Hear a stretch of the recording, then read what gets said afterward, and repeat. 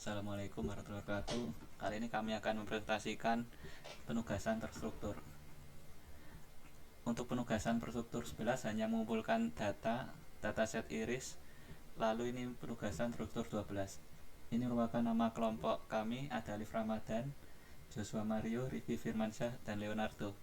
Lalu setelah itu kita lanjutkan pada codingannya di collab.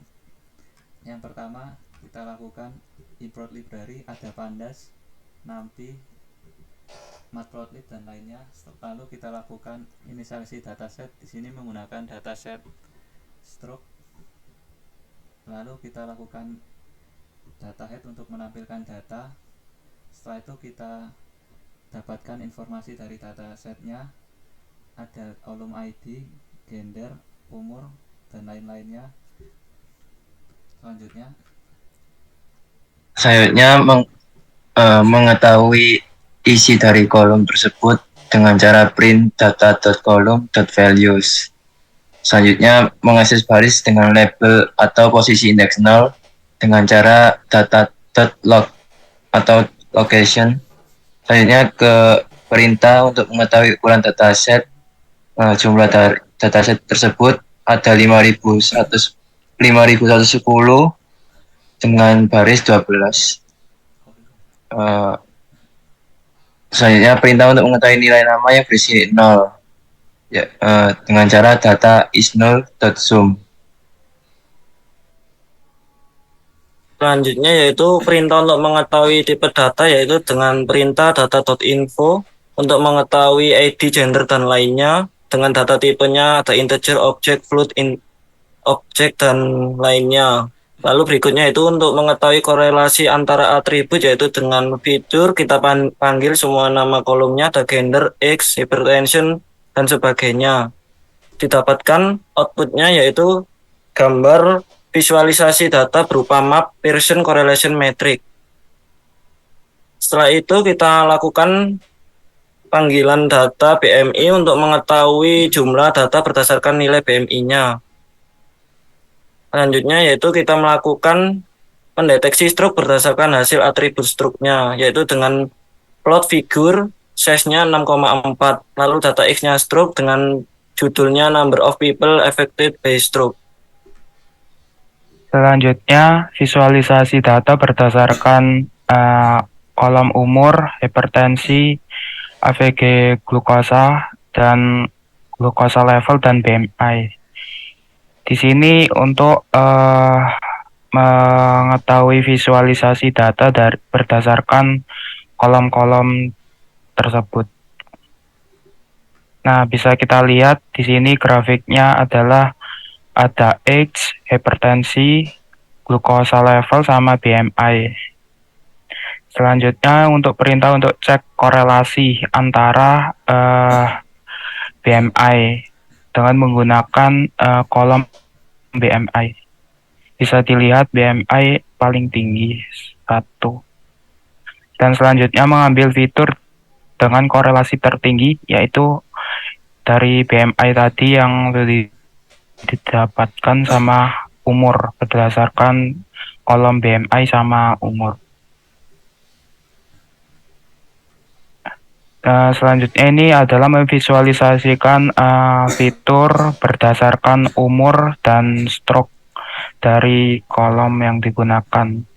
Dan bisa kita lihat sebuah grafiknya, jika umur 40 atau 40 ke atas itu rentan terhadap penyakit stroke. Lalu kita akan lanjut pada penugasan terstruktur 13. Di sini menggunakan dataset hewan.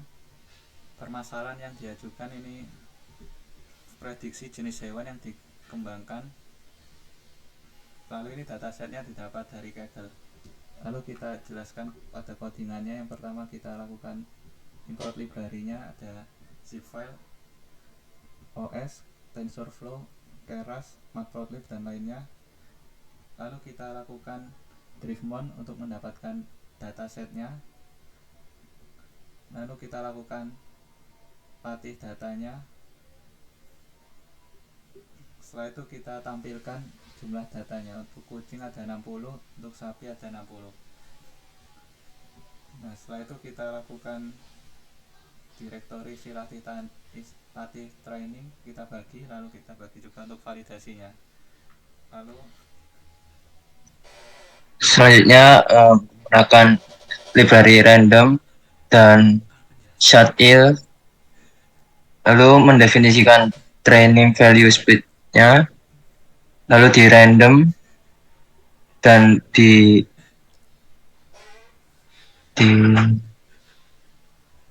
dilanjutkan pada jumlah pembagian datanya.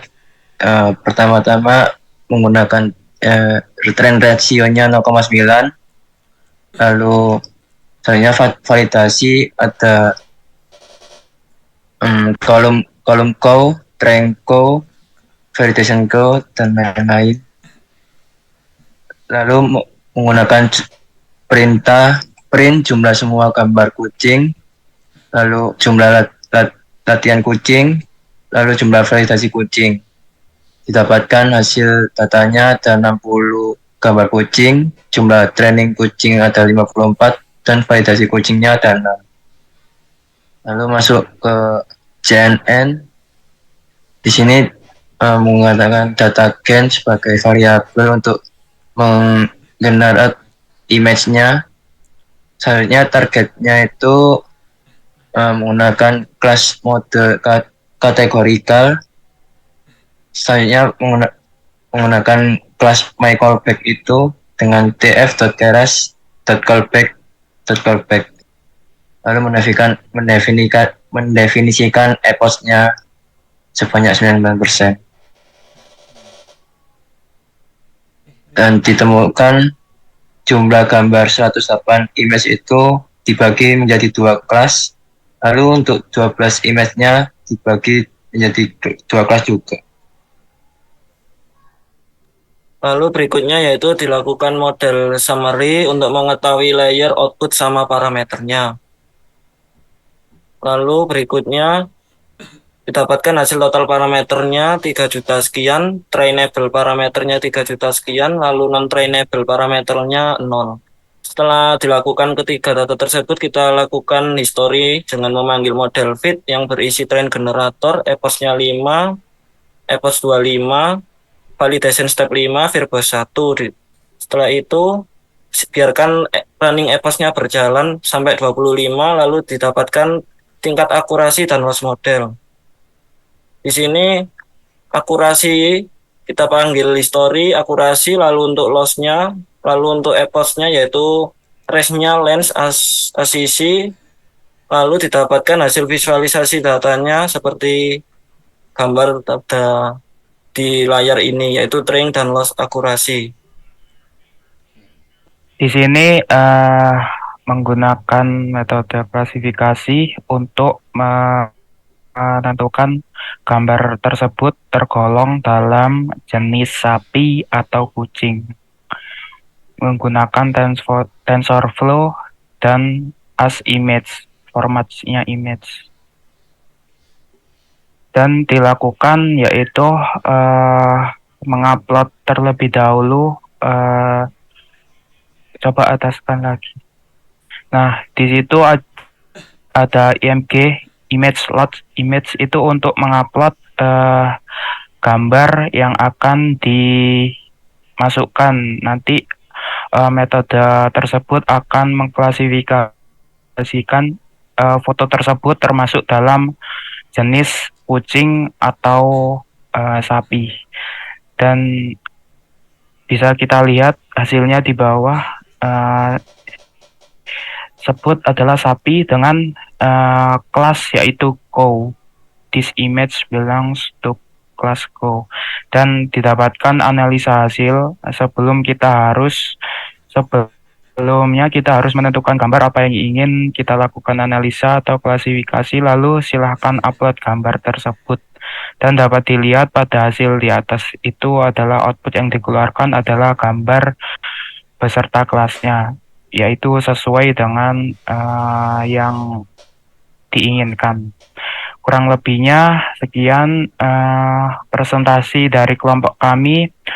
Bila ada salah kata mohon dimaafkan. Assalamualaikum warahmatullahi wabarakatuh.